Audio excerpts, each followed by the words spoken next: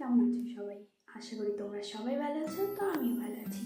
বাইরে হচ্ছিল ভীষণ বৃষ্টি, বাড়িতে চিকেন আনা ছিল, তো ভাবলাম চিকেন পকোড়া করলে কেমন হয়। যেমন ভাবা তেমন কাজ। চিকেনটা ধুয়ে মশলাটা করে নেব, মশলাটা পেস্ট করে নেব।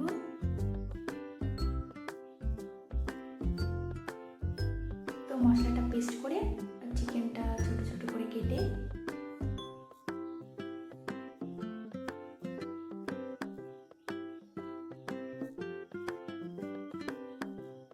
এবার চিকেনের মধ্যে যে মশলাটা পেস্ট করলাম ওটা দিয়ে দেব।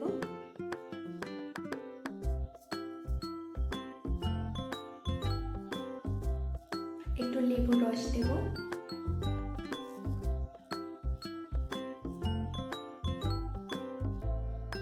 এরপর দিয়ে দেব লবণ, হলুদ,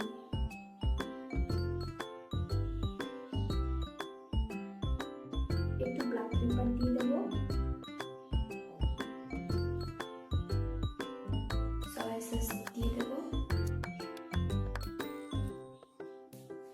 একটা ডিম দিয়ে দেব।